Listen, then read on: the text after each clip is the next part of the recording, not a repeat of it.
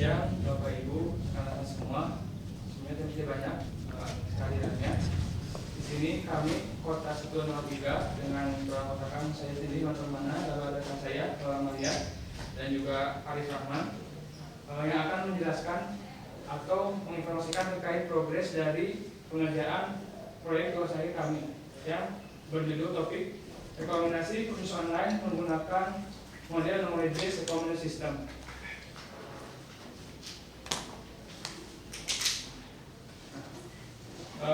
Apa yang menjadi latar belakang dari pembangunan aplikasi ini?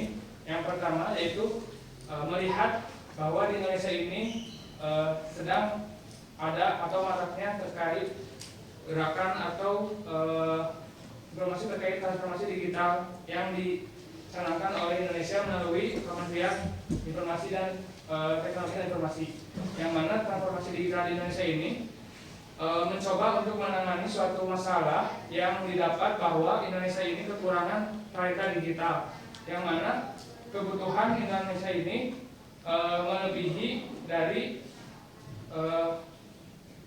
SDM atau sumber daya manusia yang dihasilkan oleh perguruan tinggi atau oleh tingkatan sekolah-sekolah lainnya, misalkan seperti SMK, di mana terdapat kesenjangan jumlah antara kebutuhan talenta digital Indonesia dan ketersediaan SDM yang ada. Lalu dari transformasi digital ini banyak sekali stakeholder atau pihak-pihak yang mencoba membantu untuk bisa menangani masalah tersebut dengan beberapa hal. Salah satunya yaitu dengan banyaknya dibuat kursus-kursus online terkait keterampilan kita, khususnya apabila dilihat bahwa digital dalam era saat ini itu banyak sekali diidentikan dengan ilmu-ilmu yang berkaitan dengan computer science, seperti beberapa hal, contohnya seperti data science atau data engineer, lalu ada role seperti back-end dan front-end. Nah, jadi digital di era ini tuh lebih banyak diidentikan dengan hal itu, berbeda dengan zaman dulu yang hanya terkait keterampilan penggunaan komputer atau terkait aplikasi perkantoran dan sebagainya. Jadi banyak sekali pihak-pihak seperti pemerintah, perguruan tinggi, akhirnya dan juga perusahaan yang memang secara khusus membangun atau membuat platform kursus online yang mengeluarkan beberapa kursus terkait yang berhubungan dengan computer science. Nah, sehingga dari situ banyak dan beragamnya kursus online tersedia di Indonesia ini yang memiliki ciri khasnya masing-masing dari beberapa pihak tadi. Ada yang dari pemerintah, dari perguruan tinggi, dan juga perusahaan. Nah, selanjutnya karena banyaknya dan beragamnya kursus online yang tersedia, sehingga membuat pengguna khususnya yang ingin belajar terkait lingkup computer science ini merasa kebingungan untuk menentukan kursus yang sesuai dengan preferensi mereka atau kebutuhan mereka.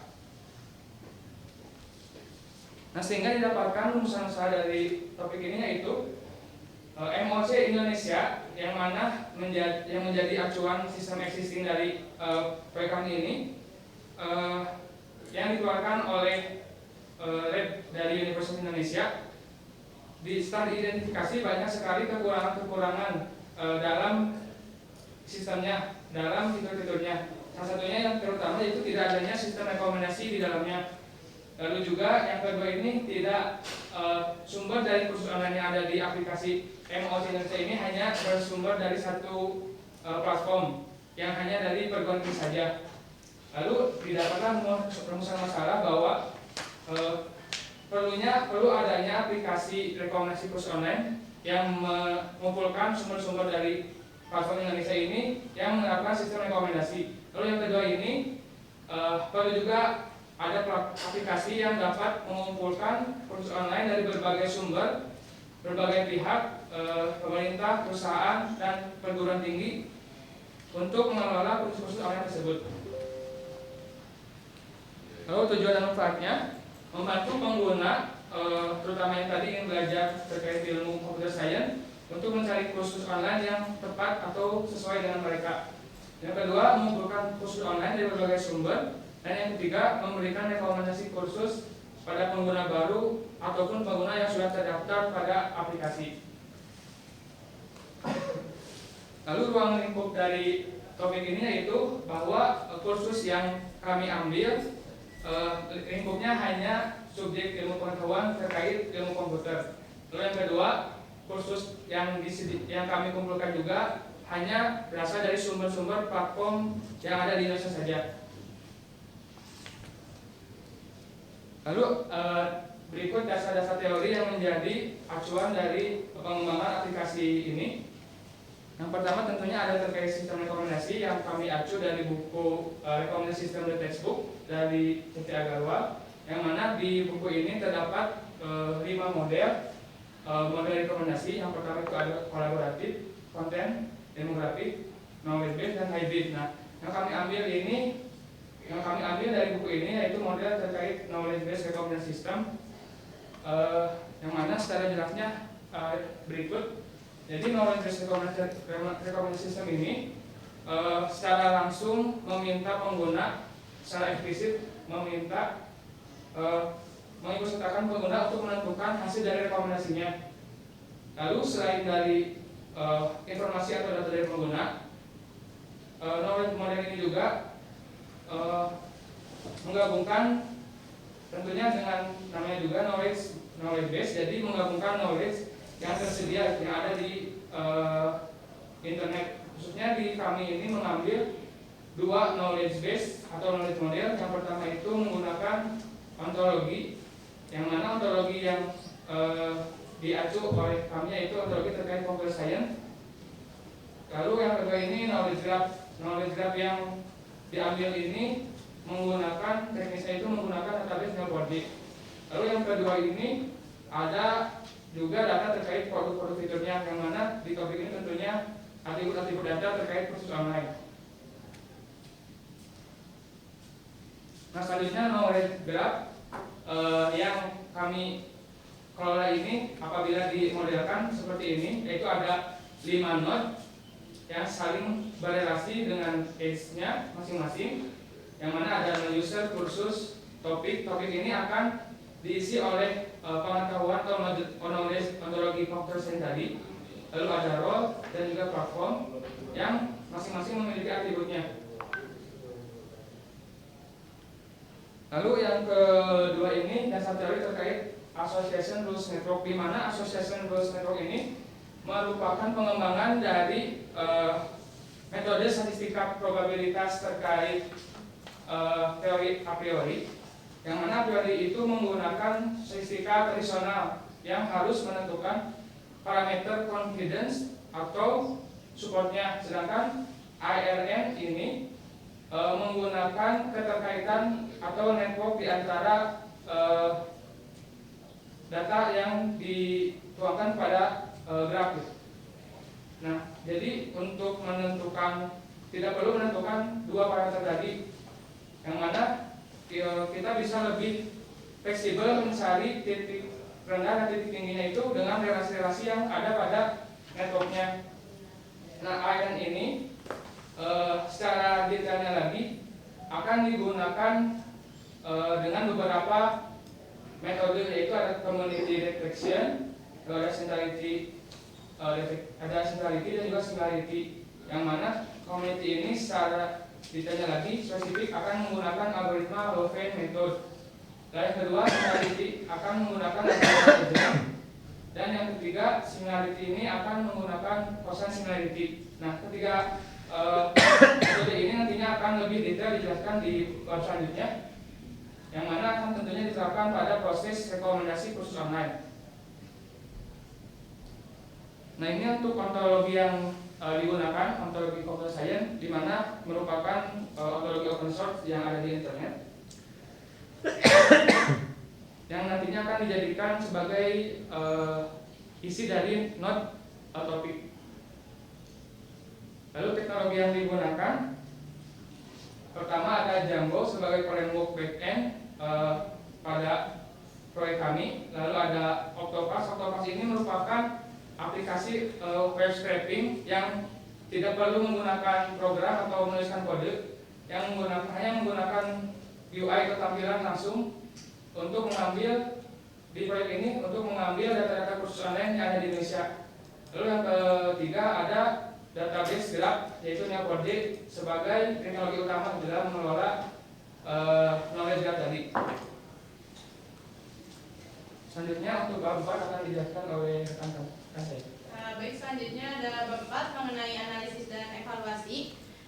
Di sini mungkin di sini dimulai dengan analisis aplikasi jalan yang sedang berjalan.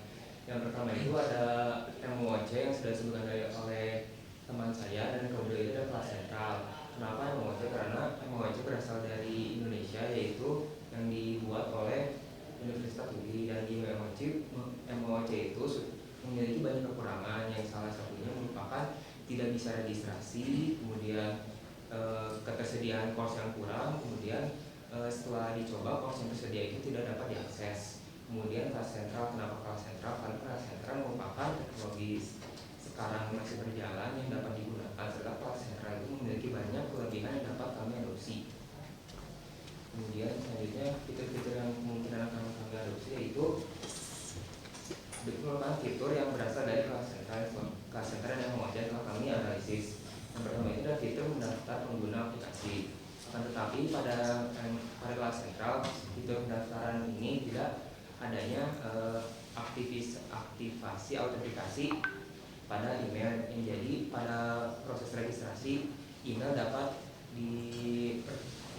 menggunakan email yang bodong. Kemudian kedua, kemampuan pengguna untuk masuk dalam daftar dalam aplikasi. Jadi kelas sentral itu memiliki suatu metode untuk menanyakan bagaimana apa kebutuhannya yang dibutuhkan pada aplikasi ini, dan kemudian akan kami adopsi juga. Kemudian yang ketiga, menampilkan informasi data tentang kursus online termasuk guru, deskripsi, dan sumbernya. Keempat, filter pencarian kursus online, dan pada filter pencarian kursus online ini memiliki berbagai macam di kelas sentral, itu bisa sesuai bahasa, bisa sesuai platform, dan juga banyak yang lainnya. Kemudian yang keenam, menampilkan daftar kursus online yang paling populer.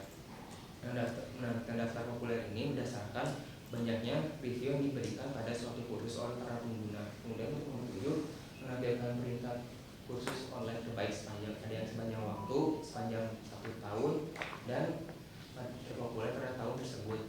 Yang ke-8,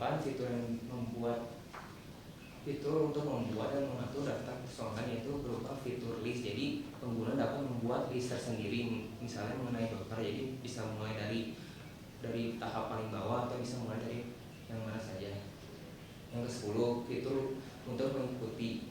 Di kelas sentral adanya fitur mengikuti seperti pada di Instagram dan platform sosial media lainnya, yaitu dapat mengikuti kategori universitas, orang, atau kursus tertentu yang menerima notifikasi dari yang di follow tersebut. Kemudian 11, rekomendasi kursus online berdasarkan. Jadi untuk kelas sentral juga dapat melakukan rekomendasi berdasarkan preferensi pengguna. Tapi setelah kami mencoba rekomendasi tersebut itu tidak muncul. Sekarang kami coba berbagai macam cara seperti mengikutinya, mengunjungi berbagai situs kursus online disediakan, tapi rekomendasi tersebut tidak muncul. Kemudian kedua, 12, kemampuan untuk menambah berbagai jenis konten kursus online seperti selection, degree, course, buku, video, website ke dalam aplikasi. Jadi pada kelas sentral ini adanya suatu fitur sebagai pengguna menambah konten ke dalam aplikasi, seperti halnya kita menggunakan YouTube dapat mengupload video di dalamnya. Kemudian analisis kebutuhan yang dibangun. Baik, di sini analisis kebutuhan yang dibangun. Yang pertama itu ada analisis stakeholder, di mana kami telah berdiskusi mengenai stakeholdernya itu terdapat dua, yaitu ada pengguna umum dan admin, di mana pengguna umum ini berperan untuk mengoperasikan keseluruhan fungsi utama dari aplikasinya, sedangkan admin ini untuk mengelola kursus yang ada di aplikasi. Nah, yang kedua di sini ada analisis bisnis proses. Di sini kami telah mengelompokkan sesuai dengan use case-nya juga. Mungkin nanti use case-nya dilampirkan. Di sini ada 11 bisnis proses, di mana yang pertama ini ada bisnis proses mengenai registrasi pengguna. Yang kedua itu ada proses mengenai autentikasi pengguna. Yang ketiga, proses menampilkan daftar kursus berdasarkan topik. Yang keempat, proses menampilkan rekomendasi daftar kursus berdasarkan penyedia platform. Contohnya seperti yang kami ambil ada di Coding, ada di Digitalent, kemudian ada yang dari situs akademi.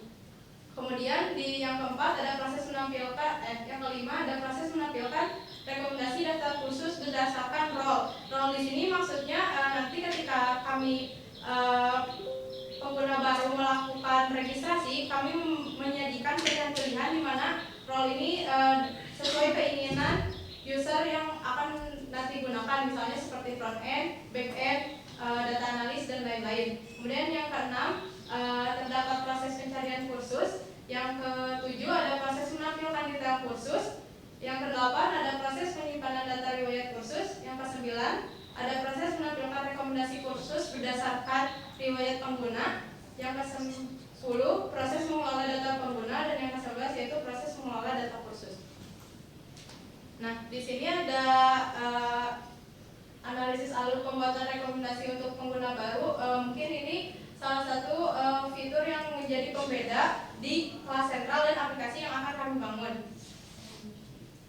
Jadi ini merupakan salah satu fitur yang kami adopsi untuk aplikasi yang akan kami bangun, yaitu dimulai dengan pengguna mengisi form registrasi, kemudian menginput data email, nama lengkap dan kata sandi. Setelah itu adanya autentikasi pada email, apakah itu bisa diaktifkan atau tidak. Apabila tidak, akan ulang kembali pada form registrasi. Setelah berhasil, pengguna memilih role. Setelah itu, role itu akan disimpan oleh sistem yang akan diolah selanjutnya. Setelah memilih role, pengguna juga memilih topik yang sesuai dengan role pada mereka. Setelah itu, setelah topik yang dipilih akan disimpan pada sistem. Setelah itu, sistem akan menanyakan mengidentifikasi apakah si pengguna itu memilih role atau tidak, memilih suatu topik atau tidak. Apabila tidak memilih suatu topik, maka akan langsung kepada halaman beranda. Tetapi untuk konten-konten yang tersedia pada beranda yang disuguhkan yaitu konten-konten yang dilakukan dari metode community. Apabila si pengguna memilih berbagai topik, maka sistem akan menampilkan langsung sesuai dengan topik yang dipilih. Selanjutnya ada analisis alur pengguna lama menggunakan pencarian yang dimulai dari halaman beranda, kemudian akan ke halaman pencarian. Setelah itu pengguna menginputkan kursus yang ingin dicari. Setelah itu kata-kata yang diinputkan oleh pengguna akan diolah oleh sistem menggunakan metode similarity antar kata kunci pada kolom pencarian. Sistem nanti akan mengidentifikasi adakah kursus yang mirip atau tidak. Apabila ada, akan langsung menampilkan kursus-kursus terkait, dan apabila tidak, maka akan melakukan metode centrality untuk menampilkan kursus-kursus yang populer tentang kursus yang mirip yang diinputkan oleh pengguna. Selanjutnya ada analisis pembuatan rekomendasi berdasarkan riwayat pengguna. Fitur ini merupakan salah satu alat berdasarkan riwayat pengguna yang dilakukan untuk merekomendasikan berbagai kursus online berdasarkan riwayat yang telah dilakukan oleh pengguna. Jadi dimulai dengan halaman pertama. Jadi pada halaman pertama itu akan ditampilkan itu berdasarkan riwayat pengguna, di mana riwayat pengguna itu dilakukan metode similarity untuk mencari kesamaan dari apa yang telah dilakukan oleh riwayat pengguna. Di sistem akan mengidentifikasi apakah ada kursus yang mirip pada riwayat pengguna. Apabila ada, akan langsung menampilkan yang mirip-mirip. Apabila tidak, maka akan dilakukannya centrality untuk menampilkan pada beranda kursus-kursus untuk pengguna.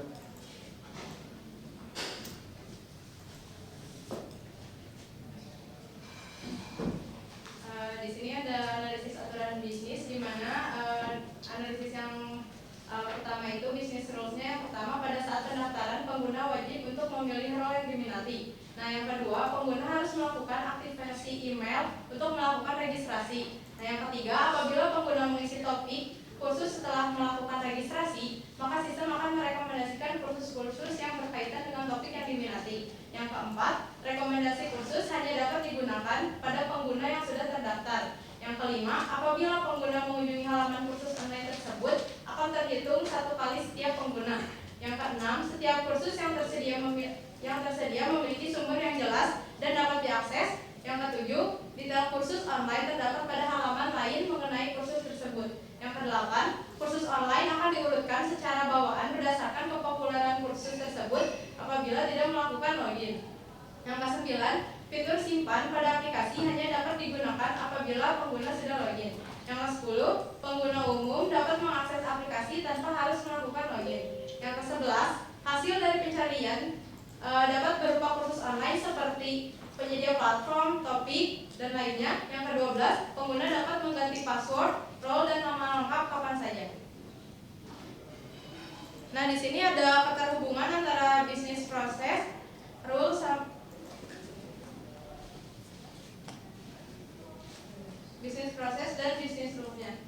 Di mana bisnis proses yang pertama itu berkaitan dengan bisnis rules yang pertama, sedangkan bisnis proses yang kedua berkaitan dengan bisnis rules yang kedua, sedangkan yang ketiga juga sama dengan yang ketiga, yang keempat sama dengan yang keempat, yang kelima proses menampilkan daftar kursus berdasarkan platform sama dengan bisnis rules yang nomor 8. Bisnis proses yang nomor 6, proses menampilkan pencarian kursus saling berkaitan dengan bisnis rules yang nomor 11. Kemudian ada bisnis proses yang ketujuh, yaitu proses menampilkan detail kursus sesuai dengan bisnis rules nomor 7. Yang ke-8 yaitu bisnis proses menampilkan rekomendasi kursus berdasarkan riwayat itu saling berkaitan dengan bisnis rules nomor 3 dan nomor 4. Yang ke-9 yaitu proses penyimpanan kursus online berkaitan dengan bisnis rules nomor 9. Dan bisnis proses nomor 10 yaitu proses mengelola data pengguna saling berkaitan dengan bisnis rules nomor 1, 2, dan 12.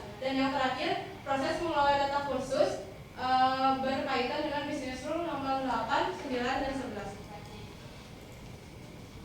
Nah, di sini ada analisis functional requirement. Di sini dirujuk juga di SRS chapter 3 pada subbab functionality,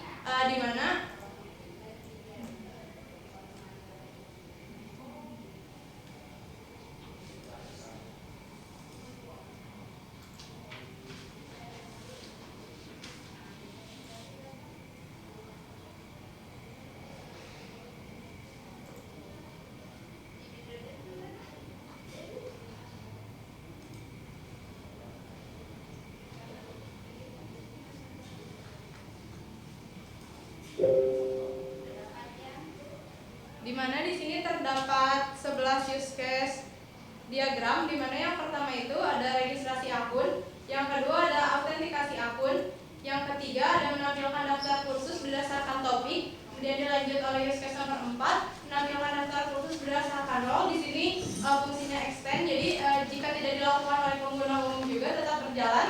Kemudian yang kelima ada menampilkan daftar kursus berdasarkan penyedia platform. Yang keenam mencari kursus, yang ketujuh ada menampilkan detail kursus. Di menampilkan detail kursus ini extend juga terhadap use case nomor 9, di mana ketika masuk halaman menampilkan detail kursus, maka pengguna bisa menyimpan data riwayat kursusnya. Use case nomor 8 yaitu menampilkan rekomendasi kursus berdasarkan riwayat pengguna. Ini juga digunakan oleh aktor pengguna.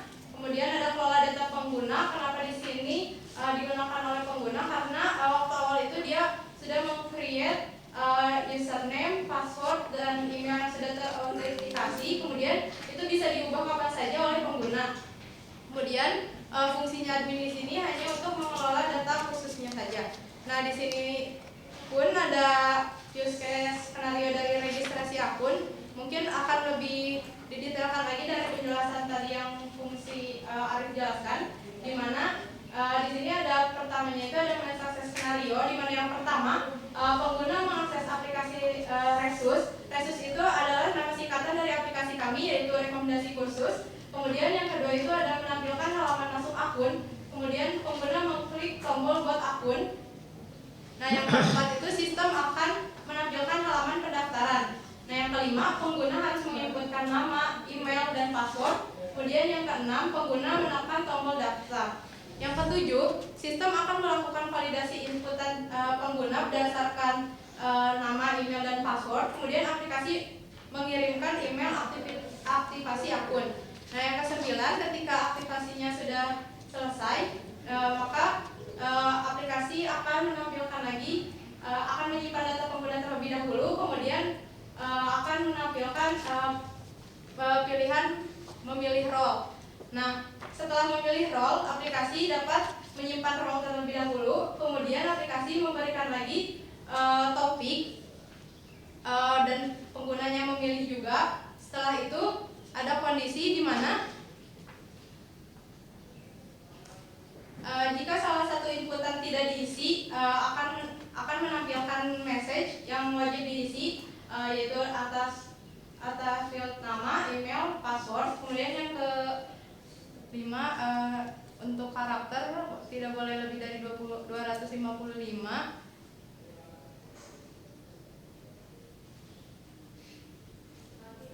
Begitupun email dan password akan muncul, jika salah itu akan ada message. Nah, yang ke-12 itu ada apabila pengguna tidak memilih role, maka tombol berikutnya itu di disable, tidak bisa dilanjut. Jadi otomatis aplikasinya itu wajib memilih role. Yang ke-14 juga sama, apabila pengguna tidak memilih minat topik, maka button berikutnya itu tidak akan diaktifkan. Jadi sama dengan wajib mengisi topik.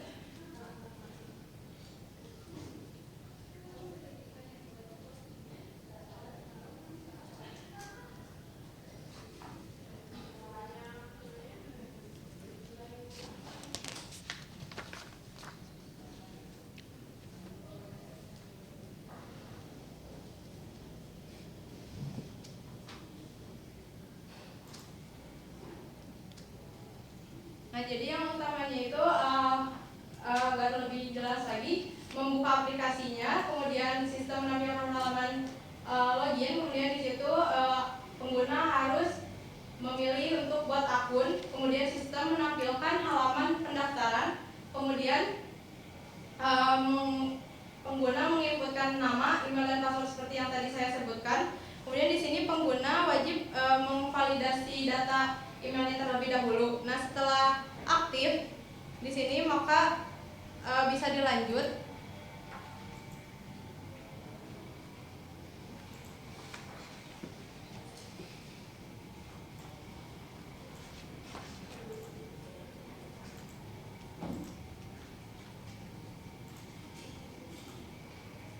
Nah, jika validasinya data tidak valid, maka harus menginputkan nama, email, password lagi yang valid. Kemudian ketika sudah, sistem akan menyimpan data akun.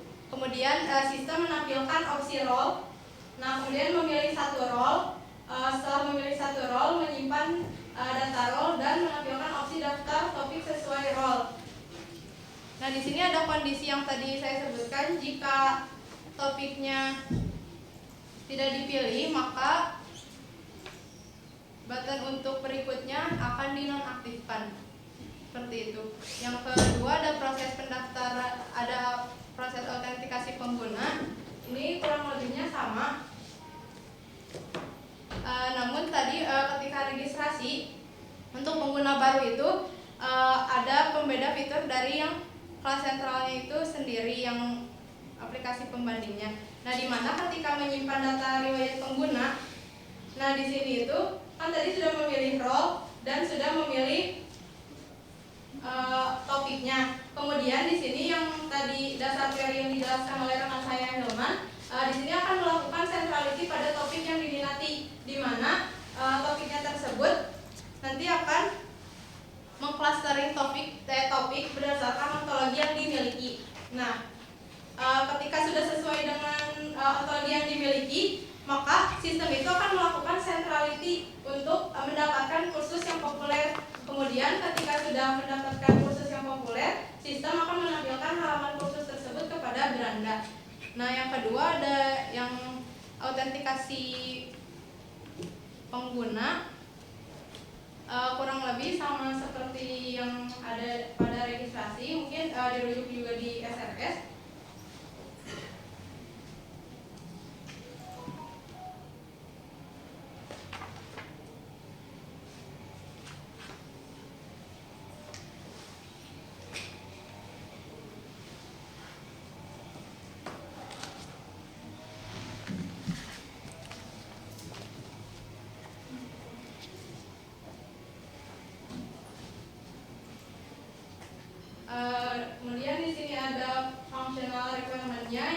sudah tercantum dan dirujuk kepada SRS. Di sini ada 19 requirement yang tadi sudah dikaitkan pada antara keterkaitan bisnis proses dan bisnis rules-nya. Kemudian di sini ada analisis non functional requirement. Di sini ada 6. Yang pertama itu pengembang aplikasi web kursus online dengan fokus pengalaman yang baik itu. Jadi harus UI-nya dengan yang responsif dan deskripsi kursusnya lengkap. Kemudian yang non functional requirement yang kedua, sistem harus tersedia 99,9% dalam periode 1 bulan. Kemudian non functional yang ketiga, di sini kami menginstruksikan untuk bisa menangani 20 pengguna untuk membuat akun dalam sekaligus. Kemudian di sini yang keempat yaitu menggunakan struktur yang clean code. Yang kelima, menyertakan unit testing di setiap komponennya. Mungkin ini akan lebih jelas ada di SRS untuk Bapak Ibu dilihat, ada di bagian bab chapter 3 di mana ada pembagiannya untuk non functional requirement nomor 1 itu masuknya ke disability atau ke yang lainnya. Di sini yang tadi sudah saya jelaskan dan di sini use case scenario yang tadi sudah saya jelaskan. Itu mungkin untuk penjelasan dari kami terlebih dahulu. Selanjutnya untuk lebih detail masuk ke kesimpulan kepada Pak. Berapa menit totalnya habis presentasi? Kalau dihitung tadi sudah 20 menit dan sekitar setengah jam, 20 menit. Lebih. Sekarang 14.06, tadi startnya itu 14.37. 13.32. Ya, nah terus jadi komentar pertama adalah ngapain baca kalau kalau udah ditulis di situ terus dibaca, itu menghina pemirsa. Itu memang pemirsanya nggak bisa baca atau gimana? Ya, jadi harusnya bisa lebih singkat presentasi kalau disenariokan apa yang ingin dijelaskan ya. Jadi kita sekarang masuk itu intermezzonya, masuk ke tanya jawab. Siapa dulu? Perlu. Saya dulu. Oke. Saya nggak baca ya, lagi malas baca sekarang. Tadinya saya pengen baca PPT-nya aja gitu ya, jadi untuk tahu apa sih yang mau presentasi gitu. Tapi di Drive nggak ada PPT-nya, nggak diupload. Padahal yang disyaratkan itu ada 3 ya, laporan, PPT, sama SRS. Ya, ini yang 107 udah melakukan belum? Sudah ya? 103 enggak? Oke, sehingga saya hanya skip barusan. Yang saya cari core-nya aja gitu ya, rekomendasinya mana gitu. Saya belum dengar sampai selesai. Knowledge, rekomendasi berdasarkan knowledge-nya mana? Itu aja jelaskan sekarang. Yang lainnya sepertinya oke-oke aja.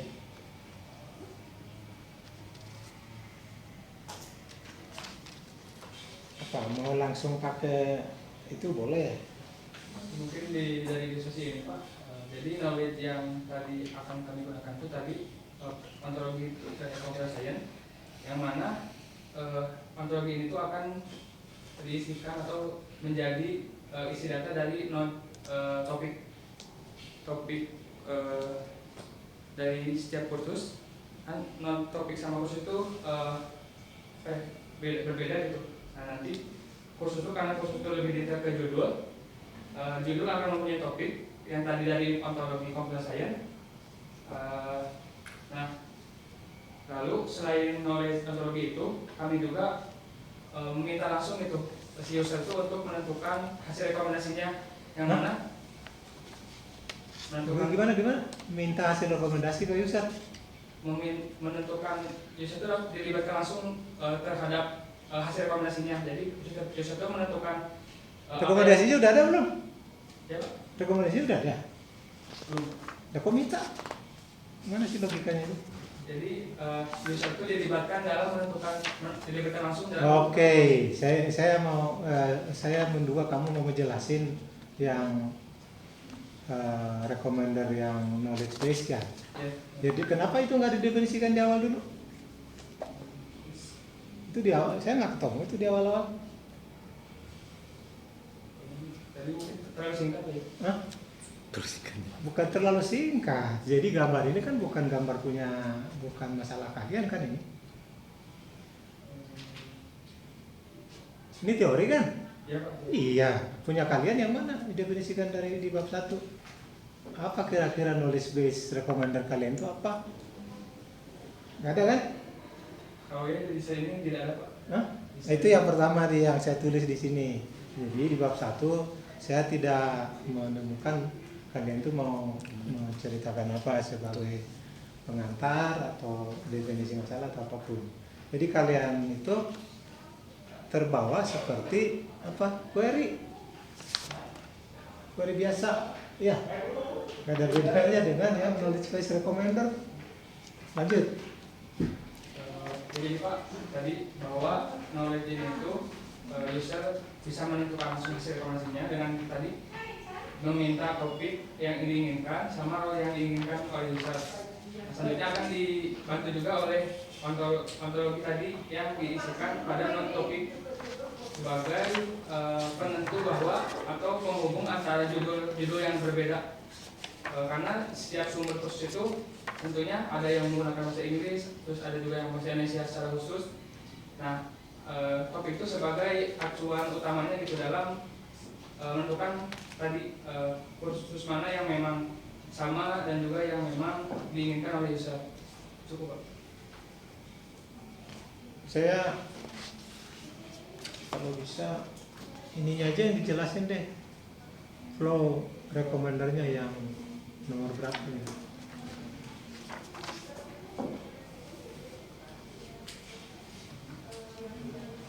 Atau mulai dari ini deh, coba jelaskan nomor BP006 itu seperti apa maksudnya? 06 sama 07, dua itu aja, BP06 BP07, lalu lanjut dengan flowchart 420. Untuk yang BP06 di sini untuk proses pencarian kursus, di mana di sini tuh jadi penggunanya masuk ke aplikasinya terlebih dahulu, kemudian sistem itu akan menampilkan pencarian untuk judul kursusnya. Nah di sini tuh Segitu dulu. Apa bedanya yang barusan itu user mencari yang non recommender dengan recommender? jika yang recommender itu yang tadi untuk pengguna baru, di mana Ini udah mencari kan? Jangan mentahkan lagi pengguna baru. Nggak ada isu di situ lagi.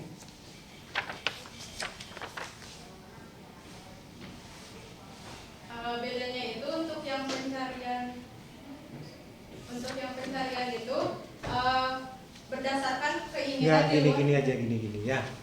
Jadi kalau ini bahan presentasi, ya kita mengharapkan atau ekspektasi pendengar adalah ketika tadi bicara mengisi judul kursus yang ingin dicari, saya mengharapkan ceritanya akan ada di situ.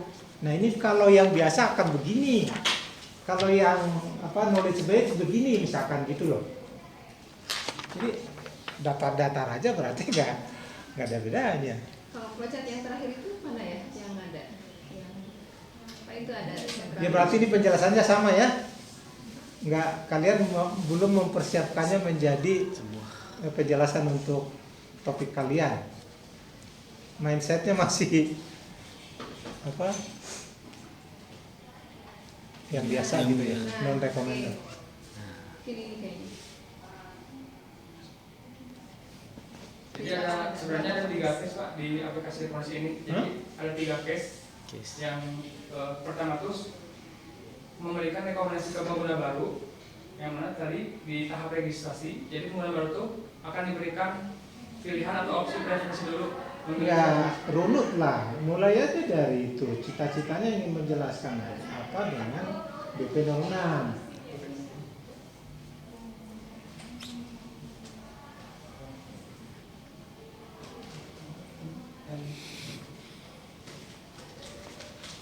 Sama aja atau ada bedanya? Itu aja jawab. Jadi saya nggak minta kemana-mana. Untuk yang pengguna baru itu bedanya sama yang pencariannya sendiri itu, kalau yang pengguna baru itu disediakan terlebih dahulu oleh aplikasinya gitu untuk memilih role dan pilihan topiknya. Jadi role-nya itu mengkomunikasikan terlebih dahulu berdasarkan judul-judul kursus yang ada di role tersebut. Nah, kalau pada level itu masukan dari saya, ya cara membagi-bagi BP-nya kurang pas. Jadi dikasih judul dengan udah proses mencari, tapi balik lagi ke mencari gitu kan. Itu aja sih, simpel aja kan. Terus nomor 7, begitu menampilkan ini apa yang telah sepakat sehingga mau bisa menampilkan. Ketika sepakat menampilkan detail kursus tersebut, jadi ketika keluar daftar kursusnya, di situ ketika mengklik salah satu card akan keluar detail kursus, di mana detail kursus tersebut yaitu penjelasan mengenai. Jadi detail itu berarti sudah ada yang direkomendasikan, judulnya sudah ada. Ya, judulnya sudah berdasarkan ID yang dipilih. Berarti 07 ini dependen dengan proses mencari ya.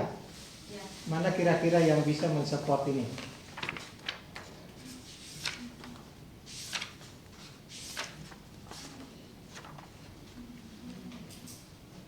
Alur berpikirnya gitu kan ya. Kalau ini adalah mau menampilkan detail, dia pasti punya modal.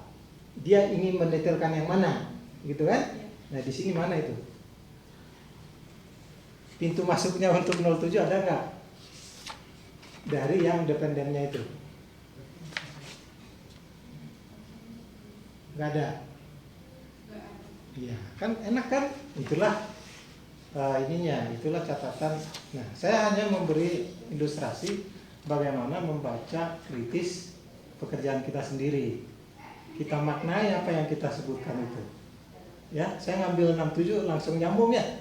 Kalau kalian melakukan itu dari awal sampai akhir, saya kira ini bukan mantap. Bukan logikanya akan dapat gitu ya. Jadi nomor 6 tadi yang paling fundamental adalah harus terasa di sana upacara rekomendasi knowledge base itu apa gitu. Ya tadi siapa namanya? Hilman tadi udah ya itu diteruskan. Jadi ada proses dialog yang pada akhirnya bisa memutuskan ini yang kamu cari gitu kan ya. Bukan matching persis seperti query biasa. Nah, itu harus dijelaskan di awal supaya bunyi apa yang mau dijelaskan gitu ya. Nah, sekarang pindah ke tadi saya minta 3 kan. Nah, flowchart coba jelaskan.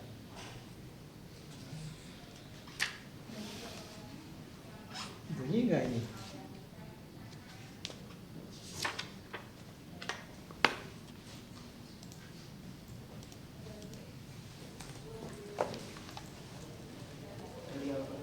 Hah? Enggak, saya minta yang nomor 20 aja. 420. Kan ini rada aneh, ya. Pembuatan rekomendasi berdasarkan riwayat pengguna. Ini saya nggak paham. Nah, minta penjelasan gitu loh. Jadi untuk penjelasan dari rekomendasi riwayat pengguna, jadi sistem ini sudah melakukan background checking itu apa yang sudah khusus diambil sama pengguna tersebut. Jadi setelah pengguna masuk ke aplikasi, nanti kan ada tampilan beranda, dan tampilan beranda itu sudah ada disediakan kursus-kursus yang berdasarkan rekomendasi dari background checking dari kursus yang telah diambil oleh pengguna. Gitu aja. Knowledge yang mana? Yang disebut sebagai knowledge yang mana?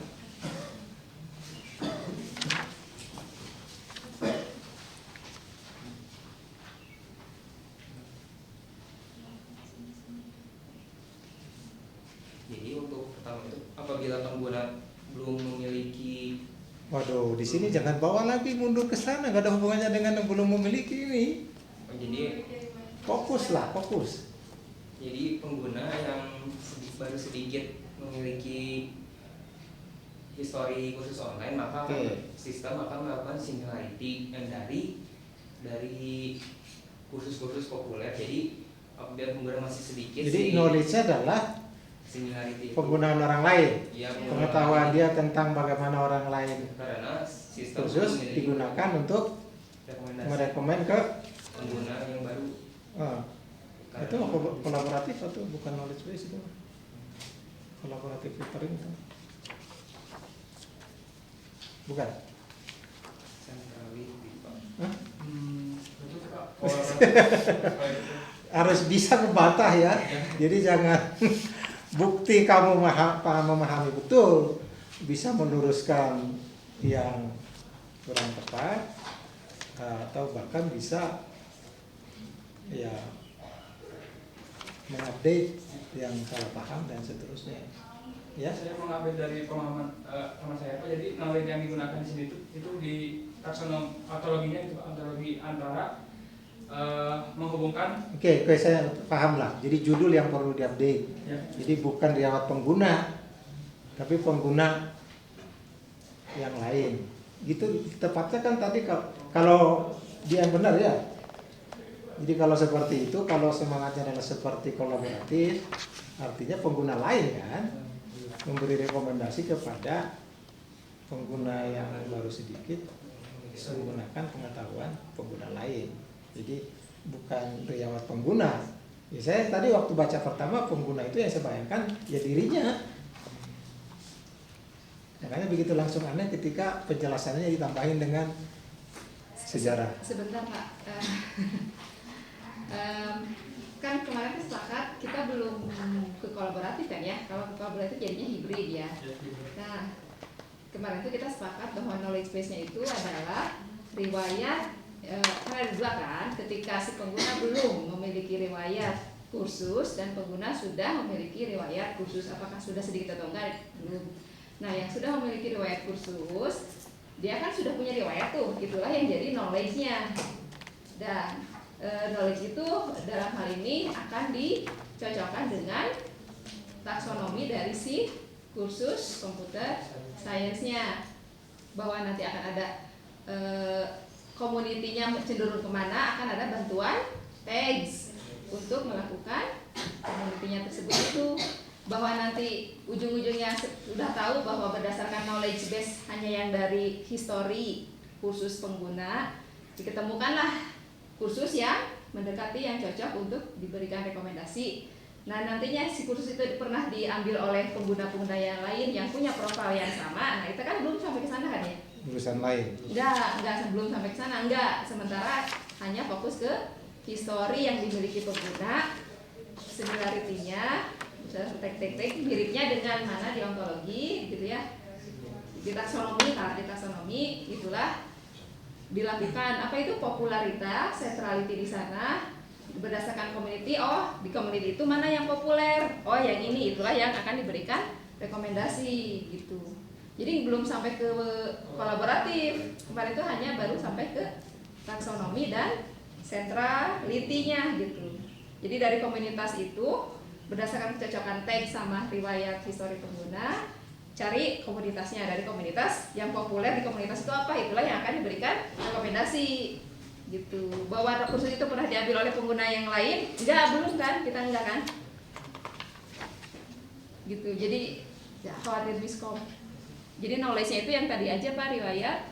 Saya udah bilang begitu tadi. Oh, enggak dibantah ya. Justru saya luruskan dia dengan mengatakan bahwa apa yang pernah ada menjadi knowledge-nya. Iya, Udah. nah itu udah cukup gitu aja. Gitu kan? Jadi yang mau apa? Yang mau, jadi knowledge-nya itu harusnya yang lebih ditekankan bahwa bakal ada dua aspek di sana sebenarnya. Jadi pengetahuan tentang user sama pengetahuan tentang kursus, itu yang harus dielaborasi dan itu menjadi poin dari flowchart ini kalau ingin dijelaskan. Jangan kemana-mana lagi. hanya tentang knowledge, dan knowledge-nya itu baik kursus maupun tentang usernya. Ya. Nah, terus kalau menyimak tadi beberapa apa ya?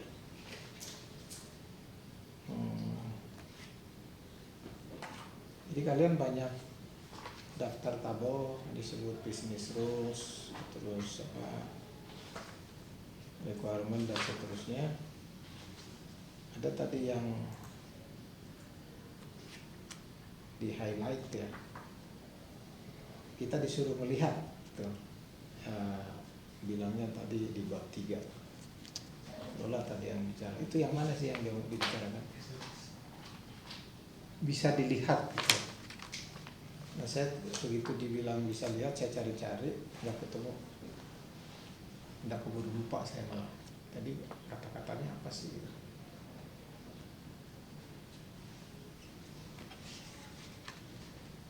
Apa yang tadi sudah dijelaskan yang sebelumnya mengenai registrasi? Ada hubungannya dengan tabel tadi. Tabel apa yang ingin di highlight di bab 3?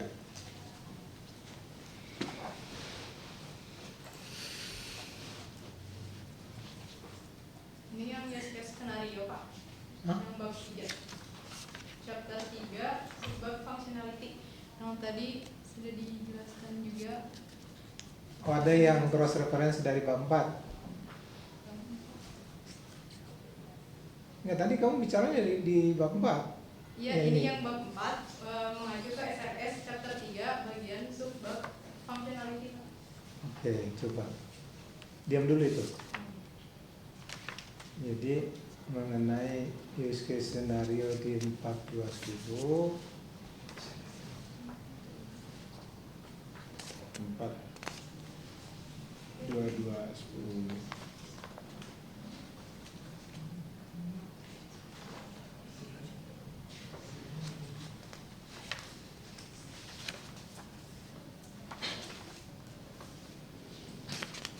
use case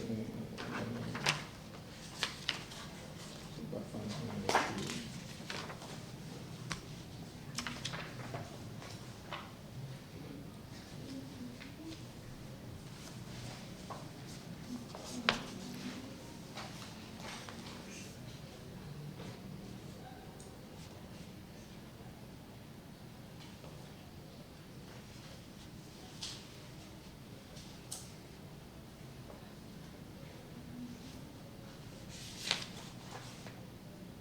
Ada nggak subbab itu? Sepertinya tuh maksud kerja itu di SRS, di SRS ini bukan di laporan tiranya. Oh gitu? Ya. Ya udah lah, nggak akan ketemu saya kalau gitu, pantas tadi nggak ketemu. Pada dari itu di bagian SRS. Nyari tiba-tiba habis gitu. Nah kalau kayak gini-gini, apa ya? Tambahkan kata-kata dokumen SRS gitu loh. Jadi langsung, kita kan nggak akan baca kata per kata ya. Jadi kalau saya sih dipotret gitu, di skim. Jadi saya tidak baca, tapi saya potret. Sehingga ketika lihat sesuatu gitu tadi sambil dengerin, ya yang saya tangkap adalah bab 3-nya sama functionality-nya gitu loh. SRS-nya jadi luput karena nggak merasa bahwa itu penting. Nanti dokumennya.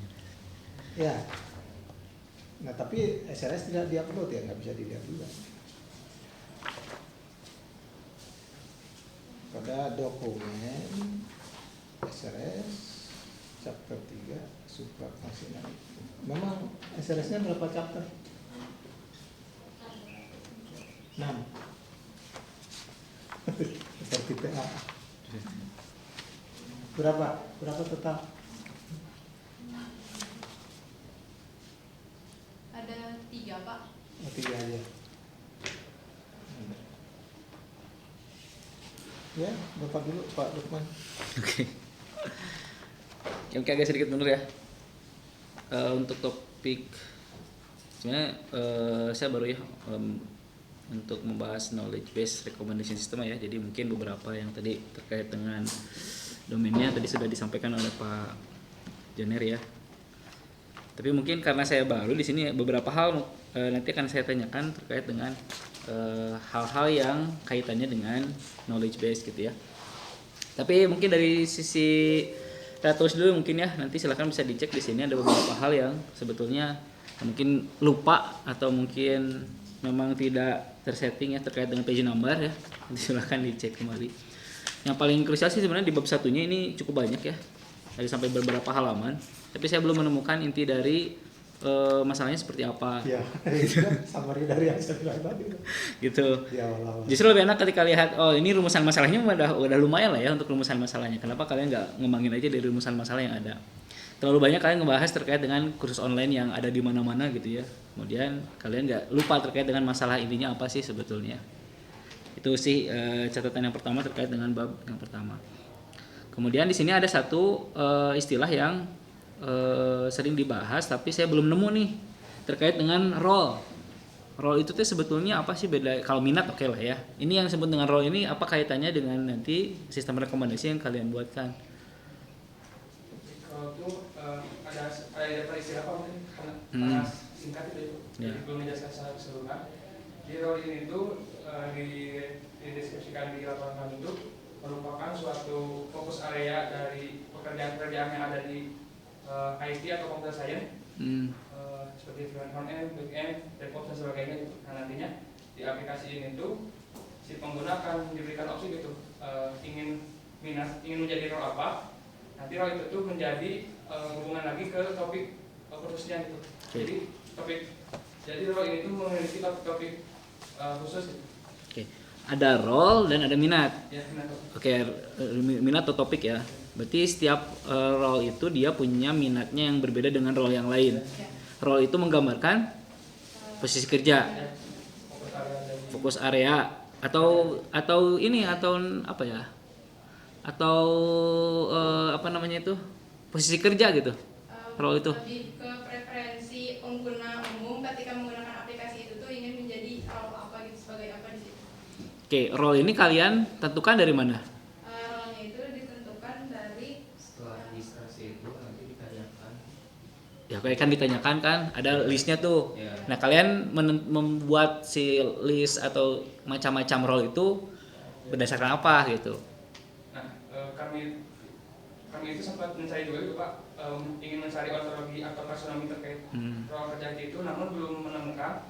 Tapi kami itu hanya menemukan situs roadmap itu Pak, yang mana ada role itu dan di dalamnya itu ada materi-materi atau topik-topik yang berhubungan sama role itu. Oke. Nah, apakah si role itu kan kalian sebutkan di kebutuhan data itu ada kalian ngambil dari 10 ya? 10 dari kursus yang ada ya? 10 ya betul ya? 10. Nah, apakah role itu terkait dengan si 10 jenis kursus yang ada di sini atau sebetulnya itu kait hal yang berbeda gitu nantinya? Nantinya itu akan berkaitan Pak. Kalau misalkan digambarkan di data berapa modelannya. Oh, yang role ini ya. Oke. Itu dengan topik terlebih dahulu Pak. Oke, jadi kalian summary istilahnya semua topik yang semua kursus ya, yang 600 sekian kursus itu dipetakan menjadi role yang ada di situ, gitu ya. Ya secara mudahnya gitu, mungkin implementasinya nggak tahu seperti apa. Berarti role itu adalah ya apa istilahnya posisi atau minat itu ya apa preferensi itunya. Oke. Berarti itu ya. Nah mungkin itu bisa disampaikan juga biar ya mungkin bagi pembaca yang baru istilah-istilahnya nggak terlalu umum lah ya. Gitu. Kemudian ini metodologinya pakai RUP ya. Kalau target kalian sebenarnya sampai yang 92 itu sampai mana? Target 92 itu elaboration 2. Elaboration 2 ya. Elaboration 2. Berarti sampai ke Pembuatan mockup user interface, lalu ada data model oke. Sampai ke desain enggak ya? Enggak sampai desain. Di construction ya untuk ngedesainnya. Berarti sampai ke itu udah kasih tanda ya. RUP-nya.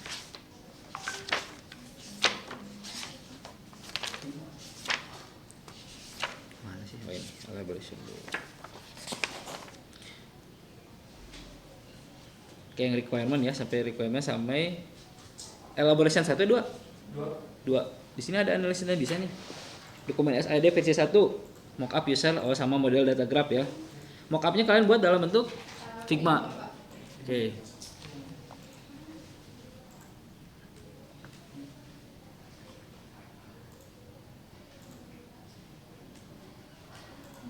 Tadinya kalau sampai desain saya agak jadi penasaran juga kalian gimana mentain yang 600 si data itu jadi bentuk graphnya atau di database-nya nanti kayak gimana gitu. Cuman karena belum sampai desain ya. Kalau ditanya bisa memang belum didiskusikan juga ya.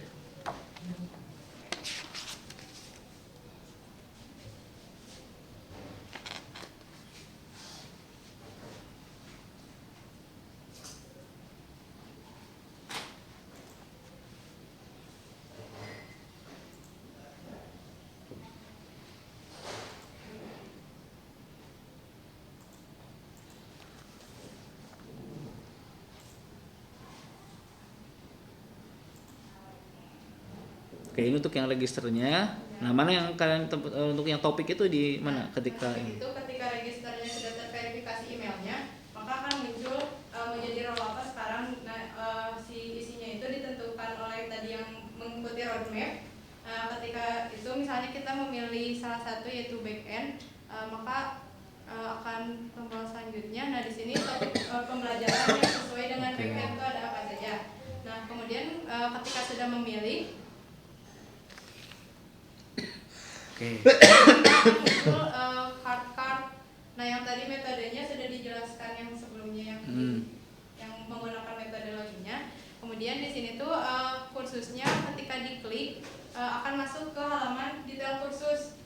Nah, catatan terrecordnya seseorang itu melihat atau mengikuti kursus itu ketika ada mengklik ikuti kursus, dan ketika mengikuti kursus akan terforward ke sumber yang tersedia ini. Tinggal di direct ke si web sumbernya ya. Berarti disebut riwayat, tercatat sebagai riwayat itu ketika klik yang tadi. Ya. Walaupun sebenarnya nggak ngikutin juga sebetulnya aslinya. Dikatakan mengikuti ketika login dan satu kali misalnya kita udah mengikuti sumber tersebut itu tidak akan nambah lagi gitu Pak. Jadi tetap recordnya satu kecuali kursus yang lainnya. Oke. Karena kan ini nggak connect ke si web sumbernya kan ya. Jadi ketika klik tadi aja berarti kalian simpan sebagai rekomendasi. Nah, cuma yang menariknya kan sebetulnya kalau dilihat dari topik sama minat sebetulnya kan udah spesifik banget ya kelihatan. Kalaupun misalnya kenapa harus pakai knowledge base, tidak menggunakan query yang sederhana gitu, atau memang ada kompleksitas apa sehingga harus dibuatkan itu? Dibuatkan knowledge base. Kayak kan misalnya di awal udah nemu nih ya topiknya apa, kemudian role-nya apa, topiknya apa, misalnya saya pilih front end atau full stack, kemudian saya pilih Laravel.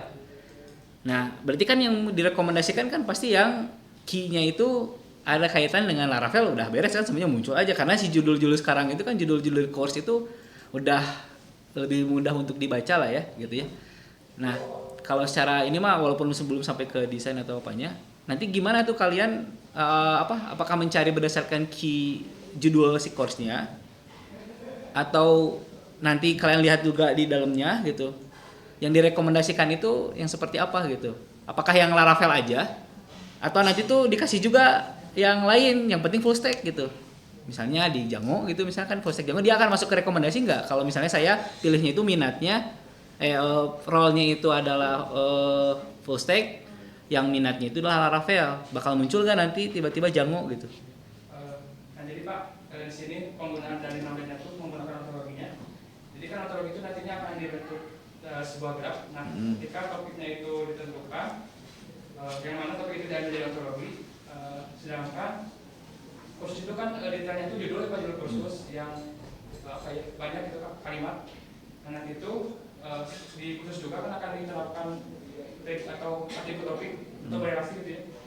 Nah, ketika direkomendasikan yang memang tepat dengan topik itu atau ontologi itu dan ditentukan, itu akan muncul di awal itu Pak. Sedangkan yang berada di sub atau di bawah topik yang Muncul. dari ontologi itu akan di bawahnya ikut berurutan. Oke. Ada yang sesat, ada yang misleading. Jadi kalian tidak bisa membedakan pengetahuan dengan daftar atau apa ya? Atau gini dulu, kalian menyadari betul nggak sih apa sih yang disebut dengan pengetahuan? Apa bedanya pengetahuan dengan daftar? Ya wis. Hierarki Hierarki. ini. Misal nggak boleh berlindung di balik ontologi, titik. Ontologi bukan pengetahuan.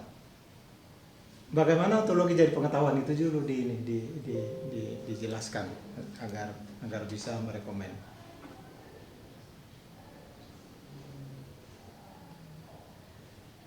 Ontologi dijadikan pengetahuan ketika Iya, itu sebenarnya yang saya bilang tadi di awal. Tuntaskan dulu masalah knowledge base itu apa sebenarnya. Jadi memberi saran berdasarkan pengetahuan kurang lebih gitu ya. Jadi ada sesuatu yang kita tahu. Ya, jadi pengetahuan itu adalah sesuatu yang bisa kita gunakan untuk membuat keputusan yang lebih baik. Itu pengetahuan. Agar pengetahuan kita ini tepat, barangkali didukung oleh suatu data. Nah, data ini nggak bisa data sembarangan, barangkali yang harus disusun yang punya logika dan aturan ontologi, gitu kan? Jadi bagaimana kita mengekstrak dari ontologi yang jadi pengetahuan, apa yang diekstrak dari sana. Jadi jangan itu tadi kalian mindsetnya seperti non recommender kan saya bilang tadi, itu persoalannya. Jadi udah sangat padat lengkap itu pernyataan saya yang bab awal ya di awal-awal itu ketika membahas satu contoh kasus bisnis proses 0607 sama flow itu udah 100% udah terbongkar harusnya itu. Jadi jangan sampai apa tadi Laravel begitu saja direkomend. Harus tahu, harus punya wawasan tentang si orang tadi gitu.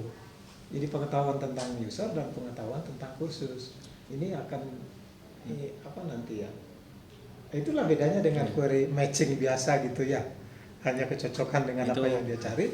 Kalau ini enggak, punya perspektif lain gitu. Kalau yang barusan kan misalnya saya pilih role kemudian masuk Laravel, ya udah itu kayak ada ya cari aja yang adanya Laravelnya gitu kan, beres gitu ya. Tapi yang harapannya apakah memang ketika misalnya saya mau jadi full stack nih, yang kebingungan kalau full stack saya harus belajar apa. Nah anggapannya oke, dikasihkan rekomendasi kalau full stack tuh dikasih ini ya. Mungkin yang tergambar saya awal tuh seperti itu. Makanya tadi ada role, ada minat. Kalau misalnya ada role kemudian minatnya Laravel, ya udah aja belajar Laravel, karena biasanya kan kalau yang udah belajar Laravel, belajar yang lain untuk full stack yang lain Django kan jadi beda lagi. Terus kalau misalnya saya udah jadi itu pengguna baru misalnya. Kalau pengguna yang udah lama, saya belajar apa misalnya yang di full stack-nya. Kemudian saya belajar di bidang yang lain. Apa yang akan direkomendasikannya gitu. Nah, gitu. Yang yang belum saya bisa tangkap gitu ya. Tapi dari sisi ininya tadi yang disampaikan mungkin apa yang mau diberikan, apa yang ingin disampaikannya dengan UI dengan tadi ya yang di mockup tadi, itu harapannya kan ketika dipilih role kemudian dipilih minat, nanti muncul kursus-kursus yang sesuai dengan yang dipilih tadi gitu. Nah, apakah kalau misalnya nanti saya udah ikutin kursus yang ini, kemudian saya ikut kursus yang lain lagi, misalnya saya ikut kursus Django, rekomendasinya itu apakah hanya dari berdasarkan pencariannya saja yang direkomendasikan itu, atau kita ketika misalnya muncul di dashboard udah ikut kursus ABC dikasih nih ada rekomendasi kamu belajar ini deh sekarang gitu misalnya.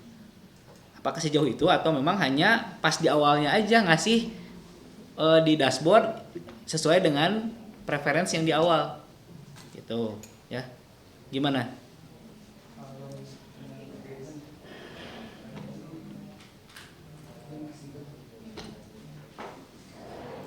Kalau dari pertanyaan Volcom berarti masuk, kalau yang kami angkat tuh akan masuk ke case yang ketiga yang mana si pengguna itu kan udah tadi punya riwayat mengambil kursus, Pak. Mengambil kursus. Lalu aplikasi itu akan mencoba mengecek riwayatnya dan mencari kursus yang memang berkaitan dengan riwayat pengguna itu. Oke. Jadi kami sampai situ juga, Pak. Oke, sampai situ berarti ya. Terus kayak tadi istilah ada roadmap ya. Tadi kan roadmap itu maksudnya gimana sih? Maksudnya roadmap tadi mungkin agak terlewat. Nah ini Pak, jadi Oke, roadmap ini. Nah, si roadmap maksudnya di oh. Jadi akan mengambil dari informasi situs terkait ini Pak untuk role. Untuk role-nya enggak yang roadmap.si yang ini. Jadi setiap role itu ada alur materi yang memang disarankan untuk dipelajari bertahap. Nah, apa yang kalian ekstraksi ya dari sini untuk kalian terapkan di webnya kayak gimana gitu? Di sistem kalian tuh kayak gimana nanti? Apakah hanya ngambil item-item front end kemudian ininya aja atau itu juga dipakai untuk memberikan rekomendasi kalau misalnya udah belajar misalnya apa ya PHP dasar direkomendasi untuk belajar framework apa gitu dipakai untuk itu juga atau hanya diambil terminologinya aja atau istilah-istilahnya aja? Karena itu Pak belum lebih dalam itu kami mengeksplor Oke. ini yang sampai sekarang di topik Grantu jadi mengambil ekstra materi-materinya aja itu Pak. Materi-materi aja sesuai alur. Setiap role. Mungkin itu ya, jadi saya nggak tahu istilahnya apakah memang itu masuk ke recommendation atau enggak ya tadi kata Pak Junior atau enggak ya gitu. Cuman istilahnya yang saya tangkap oke, sistem yang mau dibangun itu kayak gitu ya. Oke, saya belum bisa berkomentar lebih banyak untuk bagian yang rekomendasi. Bagian penguasaan materi pastikan memahami prinsip dasar recommender. Sejauh ini sebetulnya kita tuh basisnya tuh adalah popularitas kan ya, bahwa nanti kursusnya diambil yang mana berdasarkan centrality kan. Nah centrality-nya ngambil yang mana berdasarkan komunitasnya dia ada di mana, berdasarkan pengetahuan yang sudah diberikan user dia ada di komunitas yang mana. Si role ini pengaruh ke rekomendasinya apa? Dasar utama nama kita mau popularitas dulu, dari populer karena kita punya data transaksi pengambilan khusus berbeda dengan kita ngasih tahu kalau kamu mau jadi kayak gini ini pathway-nya enggak, bukan dasarnya ke sana. Makanya kemarin role itu masih tanda tanya gitu karena kita udah rekomendasinya yang tadi kita punya data transaksi. Nah, yang populer untuk komunitas itu apa, yang itu yang akan jadi rekomendasi. Bahwa ada lagi Pak masalahnya sebetulnya ini kan lembaga kursusnya lebih dari satu Ya. Istilah yang dipakai kursus yang satu dengan kursus yang lain datanya tuh mungkin berbeda. Oke. Itu urusan belakang komputer itu. Justru yang membedakan adalah itu menjadi kelebihan dia bisa membedakan itu bahwa itu adalah sinonim. Nah itu Pengetahuan itu yang Itu berarti ya. hal yang besar juga karena kursusnya berbeda lembaganya gitu. Dia mungkin yang tadi yang aplikasi berbasis objek dengan MongoDB yang satu dia MongoDB padahal dalam satu hal yang sama itu tuh similar, itu tantangannya. Justru itu bedanya yang non recommender dengan recommender. Recommender itu punya kepintaran. Nah, kalian memilih menjadi yang jenis jadi pengetahuan. Jadi harus bisa membedakan begini. Secara secara umum bilangnya begini. Bedanya recommender dengan non recommender itu adalah bahwa perangkat ini jadi lebih mengenal saya dibanding saya mengenal diri saya gitu loh.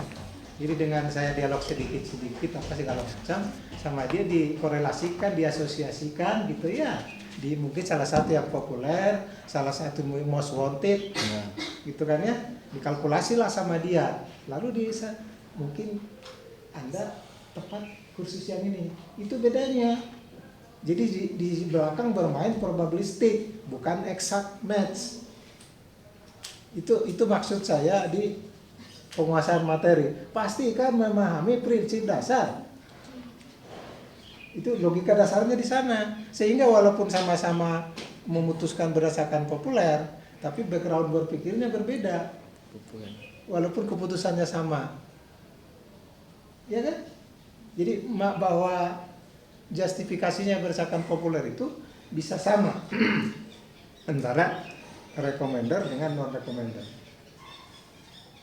Yang paling pasti adalah kalau yang recommender itu saya sebagai konsultan yang duluan tahu dibanding dia gitu loh. Jadi saya kasih tahu lah dia gitu, dia nggak tahu. Beda dengan kalau yang mana yang populer gitu ya, oh ini, nah, itu namanya non recommender itu. Makanya biasanya apa yang tadi di awal pembukaannya ada dialognya dulu ya. Nah dialog itu dalam rangka membangun agar saya sebagai agen bisa menangkap ini siapa ini gitu loh, membangun pengetahuan baru. Kalau popularity itu berarti diambil dari history yang tadi community yang pernah banyak gitu ya.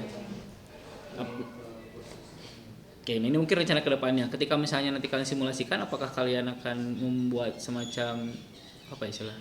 Ya, untuk mendemonstrasikannya itu kan kalau awal-awal kan pasti kosong tuh history-historinya. Kalian apakah akan membuat sebuah skenario-nya dulu biar nanti ketika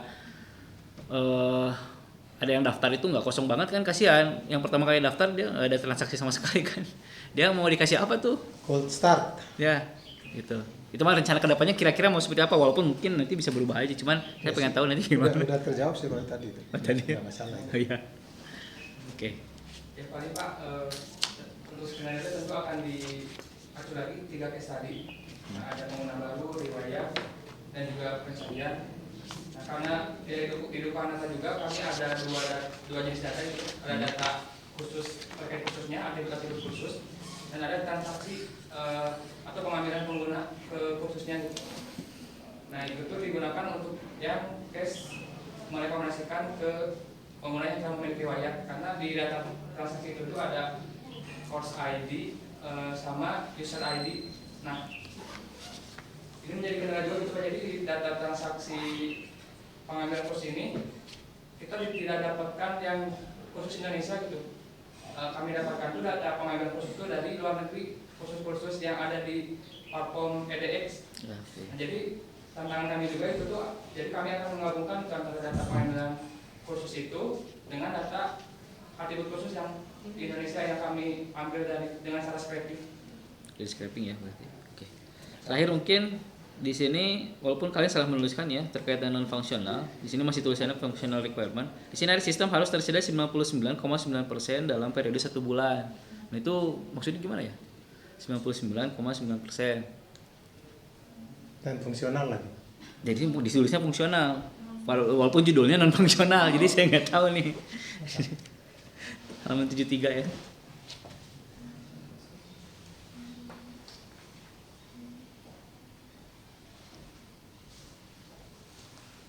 Kemudian di yang selanjutnya kan ada sistem yang harus menangani 20 pengguna membuat akun. Nah, maksudnya hitungan-hitungan ini apakah hanya itu saja 20 gitu? Atau memang kayak gimana gitu ya rencananya? Walaupun non functional itu biasanya suka jarang dicek di akhir sih biasanya ya.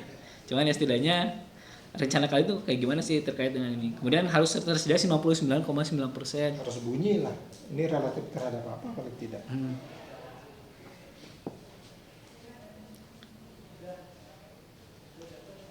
73 ke atas lagi. Nah itu tuh ya, di judulnya kan non fungsional, di sananya masih fungsional, tapi kodenya udah NF sih. Ya, ini jadi kebaca saya ini ada fungsional menyertakan unit testing untuk setiap Ya, komponen itu. code. Itu enggak itu tuh. Itu ya. Enggak ada apa ya? Enggak ada sense-nya. Apa itu fungsional seperti itu? Terusnya kayak yang penerapan clean code gitu, kan itu kan nggak masuk ke non fungsional juga kan terkait dengan sistem kalian yang akan bangun kan, bukan terkait dengan Itu kayaknya kontrak dengan mitra gitu-gitu. Ya. Coba kalau misalnya kalau mau ada non functional requirement ya mungkin ya tadi jelas tuh mau apanya. Kalau misalnya non functional ya urusannya dengan yang tadi dengan rekomendasi sistemnya mungkin ya. Kalau yang mau dipastikan kalau ada non functional requirement yang harus dipastikan. Kalau beberapa hal yang ada di sini harusnya sih ya nggak usah dimasukin juga karena yang nggak jelas juga misalnya kalian masukin sistem harus tersedia 99,9%. Ngitungnya gimana tuh? Gitu ya. Yang pertama ngitungnya kemudian nanggung banget gitu ya. Enggak itu enggak dilurusin dulu. Yang mana ya tulisannya? Ya kenapa ada fungsional di non fungsional? Kayak itu, salah nulis tuh Pak, kayaknya jelas. Salah nulis atau gimana? Kan tadi ditanya Pak Lukman. Salah ngopi gitu tahu. Salah ngopi aja. Salah Jadi kopi. semua itu non fungsional. Iya, semuanya non fungsional. Cuman belum bisa di Iya. Gitu ya. ya itu kalian nggak berani mengkritisi pekerjaan sendiri seperti yang saya contohkan tadi. Harus begitu caranya.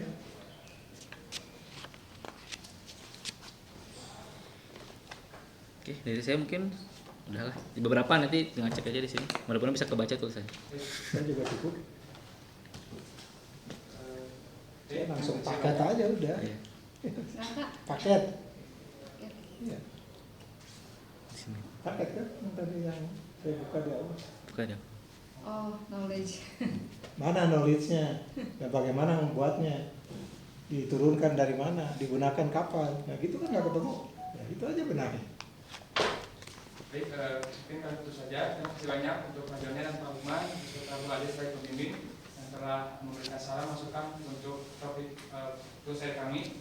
Tentunya banyak sekali gitu ya, yang harus kami ubah dan perlu pelajari lagi lebih dalam. Dan rekan-rekan juga yang telah hadir, terima kasih banyak. Sekian. Selamat sore, wabillahi taufiq wal hidayah. Wassalamualaikum warahmatullahi wabarakatuh. Disclaimer nih Pak. Kota